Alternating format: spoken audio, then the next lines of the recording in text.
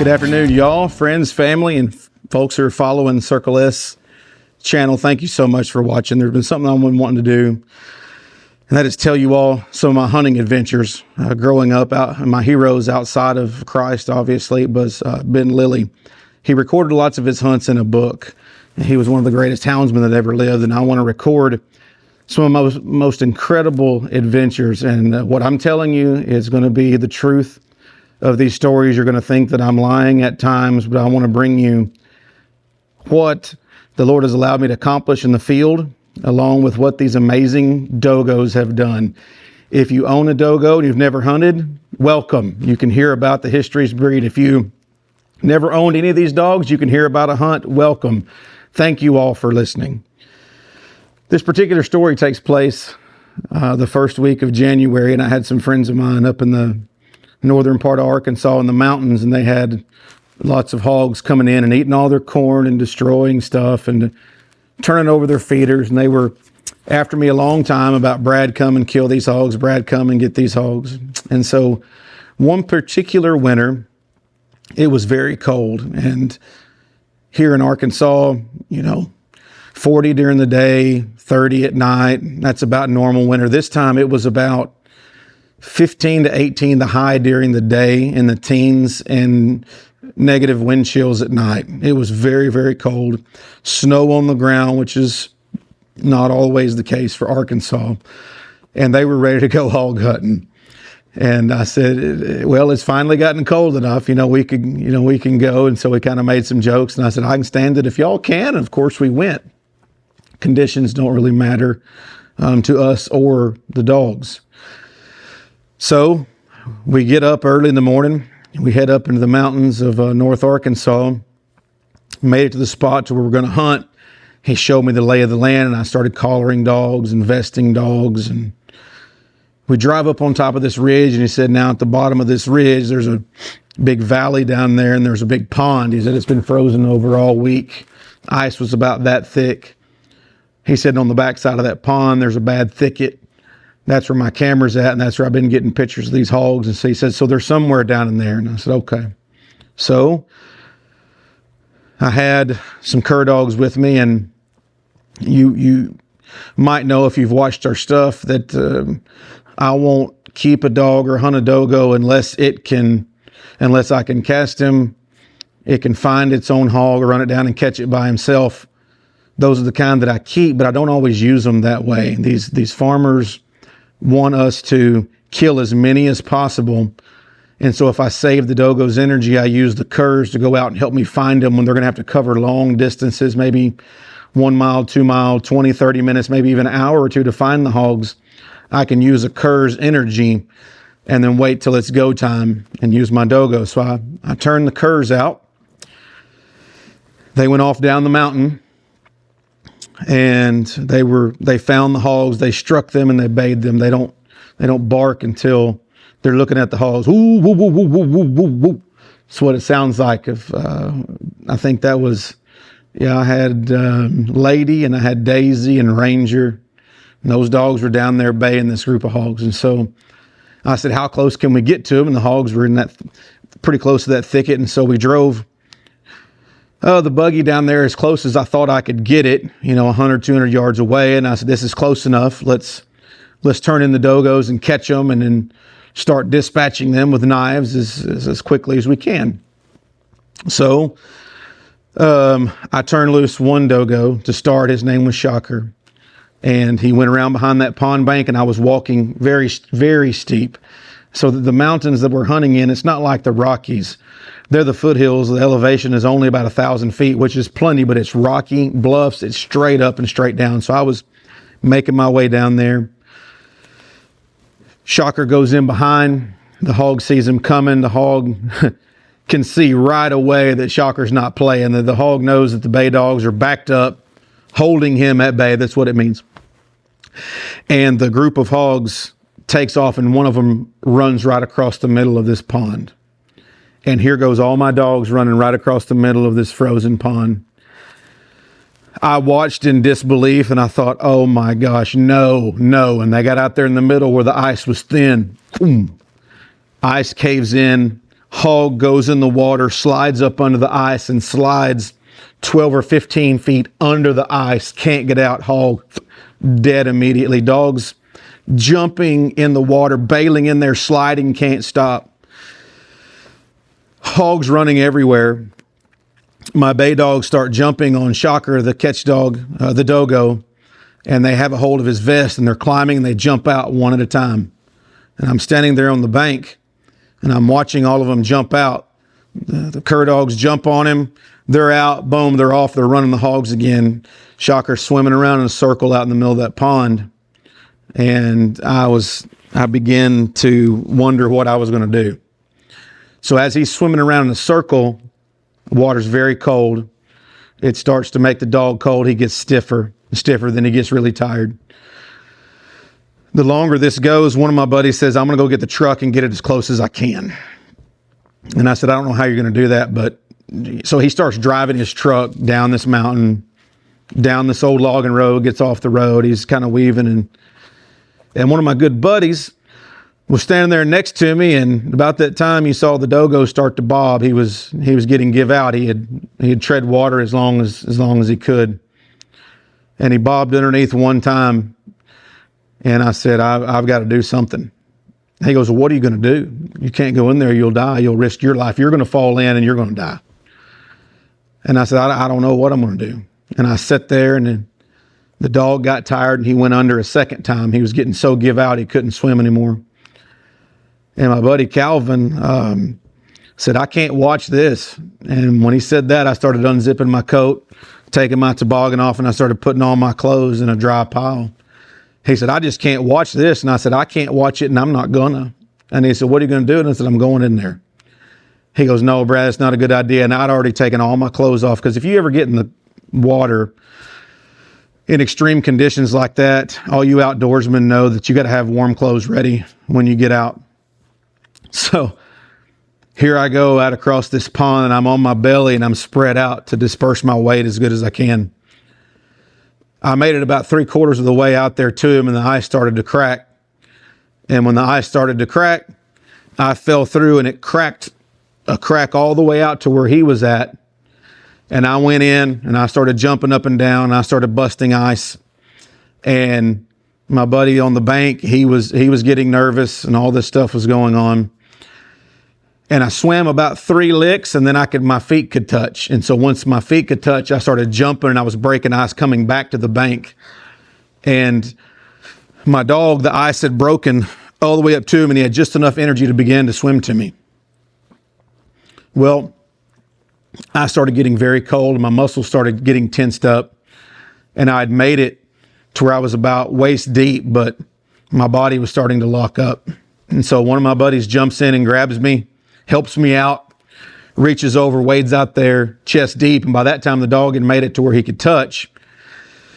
He pulled the dog up to shore, and I got out. And right about the time I get out, I see my buddy, and he's coming down through the woods in the truck, and he had made it somehow down to this pond. And he says, boys, get in the truck, get all your clothes, get in the truck. The heater is on, it's hot, get in there, get in there. So then my other buddy gets freezing cold. He actually got so cold, I think he got colder than me because he had his clothes on and the wind was blowing. And so they were taking his clothes off, and he got so stiff they were having to get his clothes off of him. So we get in the truck and the heat is on. Praise God. Now we're alive. No, we're not doing real good, but we're alive. And so I sit there for probably 10 minutes, and we get warm enough to start talking to each other. And I start saying, man, thanks for that. And this was crazy. And then we're kind of start to laugh a little bit like, oh man, what were we thinking? What are we doing? So our boys were with us. They were all 8 and 9 years old. There were 3 men and 3 of us boys together. All the boys were the same age. We're all the same age. So my buddy comes up there to the window, and he said, that was really stupid. You know, what are y'all doing? Or how do you feel? And I said, we're good. How's Shocker? How's my dog? He said, I put him in the dog box. He said, and I had a propane heater. Said, he's really cold. I don't know if he's going to make it or not. I put him in the dog box. I turned on the heater, and he's laying underneath the propane heater. And I said, good enough. He said, he's alive. That's all I can tell you. He's alive. Well, we sit there about 30 minutes, and we started getting warmer enough to talk again and figure out a game plan. And I looked on my Garmin, and all my bay dogs were out there. They were all still bayed. They had a group of hogs baying. And I said, I don't know what's going to happen, but we're not near done hunting. And he said, what do you mean? I said, we got dogs bayed. We can't leave. We ain't leaving them either. You houndsmen out there know what it's like. We just don't leave. We just don't leave our dogs somewhere. So I said, let me call one of my best friends. He's a doctor, and ask him if we should go to the hospital and get checked out. So I called one of my best friends and got him on the phone. I start telling him the whole story. And I said, so now, I said, we're sitting in this truck. I said, me and Calvin are just sitting here, and I told him we were in our underwear because we didn't have any clothes, and he didn't have any clothes, and mine are dry, but they're in the truck. And I go on this big, long spiel. I said, so do we need to come to the hospital and get checked out? Are we going to get pneumonia? He said, whoa, let me back up. He said, did you say you're in somebody else's truck with another man and y'all both are naked? And I was like, oh, for crying out loud. I said, I'm trying to be serious. Are we going to die or not? And he's like, no, you're not going to die from being cold. You're not going to sick. You just need to get warmed up. So I looked at my buddy and I said, that's what kind of friends I've got. He's going to make fun of me while I'm sitting here. So we put on all of our clothes after I get warmed up after about, 45 minutes. And I said, I got to step out. And I got my Garmin on and I could hear my dogs baying over on the next ridge. And I walked around there to check on Shocker. When I walked up back around there, he was standing there at the back of that dog box. And he still had his vest on. He was standing there wagging his tail. And I was like, boys, not only is he alive, he's warmed up and he's doing good too. And they said, you're not thinking about taking him hunting, are you? And I said, I don't know if he'll let me leave without him. I started to walk off, hitting that gate. Bang, bang, bang, bang, bang, bang. Hitting that gate. I put him on a leash. He jumped out, shook off, smiled, looked at me, and I said, well, let's go. We went over the ridge. We killed a hog over there. We went over the next ridge. We killed another hog over there. And I noticed one of my bay dogs had a big cut going right across the top of his head. And I said, this last hog of the day, I said, it's a boar, and it's a big one to cut a dog like that. Dogs went around the side of that mountain, scaled it all the way to the top. It was straight up. It's one of those when you're going up, and you're running and you're moving, the rocks are sliding down behind you. And the dogs were bayed at the very top, and there was a big cave, and they were in this rock cave, maybe like where an Indian would get out of the rain, or a mountain lion and bears, all the things that use it. And everybody else was pretty much tired, after that, and had enough drama. And I said, I got to go up there and I got to kill that last hog, and I'll bring down the dogs, and then we'll try to call it a day. It's been long enough already. So here I go. Now, Shocker, he would walk by my side, and he was on command. And so he would walk right beside me, and he wouldn't catch a hog or wouldn't go after a hog until I told him to. He was very well trained.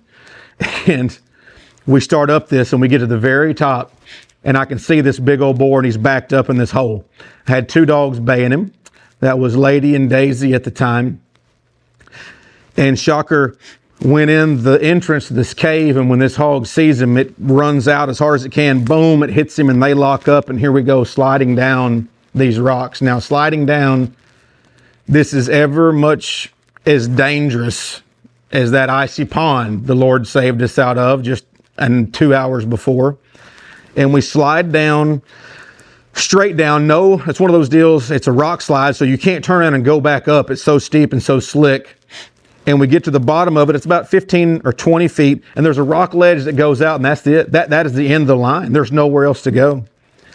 And Shocker had a hold of this hog's ear, and the hog was trying to jump off of this bluff to its death. And if you all know anything about hogs, they'll do anything to get away when they know that they're going to die.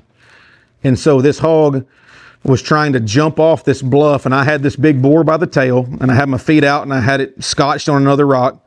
Shocker had the hog by the ear, and the boar had its front paws off of the bluff, and it's down for a while, down.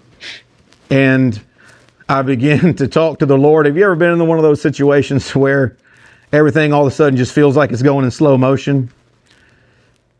And the sun had just started to come up good, and the sky was orange because it had been snowing. And I had a hold of that hog's tail, and it just almost seemed like that, time stopped for a minute, and I was looking out across the river and the landscape and how beautiful it was. And I thought, Lord, how did I get in two situations like this in the same day? This hog is about to pull me over. It was big enough. You all know how strong they are. I said, we're both about to go off and die. But if I turn this hog loose, my dog is going to go over there, and they're both going to die. And I began to pray. I said, Lord, let him turn loose. Let him turn loose. Father, let Shocker turn loose. I just risked my life saving his, and now he's about to die again. And so I started talking to him. I said, baby, turn loose. Hey. And so I had the hog in my tail, and I was trying to reach up towards his collar, and I had my hand on his back. Well, it's totally against their nature to stop or turn a hog loose or anything like this. And there's got to be a strong connection. And I think that dog, by the grace of God, realized what I was trying to tell him. So that's the only time he's ever done this. But I began to count down, and I said, Shocker, I'm losing my grip. And on the count of 3, I have got to turn loose, or I'm going to go over, and I need you to turn loose. Well, it got to the point where I couldn't hold it anymore. Granted that we're going down like this, and the hog is trying to jump and press off these rocks, and we just couldn't hold him. And they're just, it was a 300-pound boar, and he's just too dang stout. Well, when I said 1, 2, 3, I turned loose, and I reached over to grab the tail of Shocker. When I grabbed loose the tail, as soon as I grabbed his tail, that instant, he turned that hog loose, and that hog jumped all the way down, boom, and landed many, many feet down there and began to roll.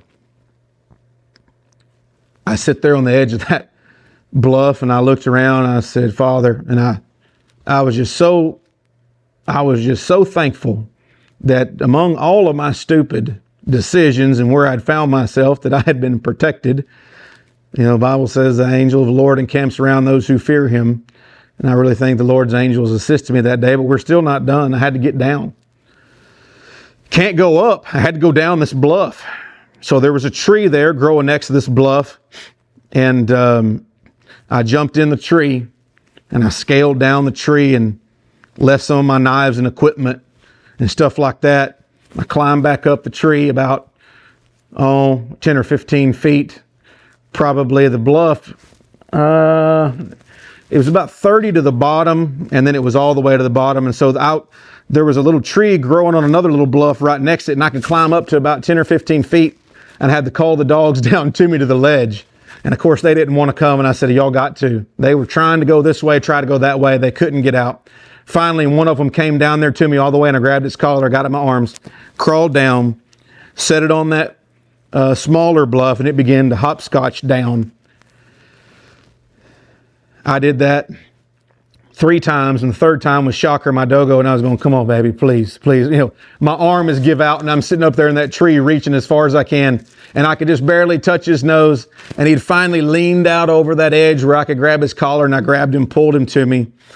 And strangely enough, I got all the dogs on that miniature bluff, and they hopscotched down. That dang boar was still alive, and he was backed up underneath a little cave. And my dogs bayed him, and I heard him bark, ooh, ooh, ooh, ooh. And I said, they won't bay a dead hog. He can't be alive. And he was standing there, and Shocker caught him, and I killed him. And by that time, my buddies were on the gravel road at the very bottom, and I called them, and I could see them down there. It was another 800 foot to the bottom. And I said, I'm about to kick this boar off this ledge. And when I kicked that boar off, down to the very bottom, he went all the way down to the road. They loaded him up. I slid down the mountain, and when I got there, they had skinned some younger hogs that we had caught, and they'd pulled the tenderloins out, and they had a fire built. And my buddy had an old piece of like old cookie sheet or something in his truck, and we rinsed it off, and we fried tenderloin on that, and we ate it and talked about the day, how the Lord had spared us. Those Dogos and the Dogos that I have, they'll all do that. Ice, snow, rain, mountains, rocks. Where I go, they go. and likewise, where they go, I go. And I have hauled some dogs out, and I've come to them, but I never put my dogs in a place that I'm not willing to go myself, and they will give it their all. That's not true of every breed. It's not true of every dog. Not all of them are like that. Each one of them is a little bit different, but the ones that reproduce here at Circle S, if they don't do stuff like that, then we don't reproduce their genetics. So that is just the first of the many that I want to tell you, but that story is true. It's 100% real. And just as the Lord helped me that day in the face of danger, He'll help you when you're in danger. Call upon Him. You'll never be disappointed. Family, happy hunting, and may God bless you.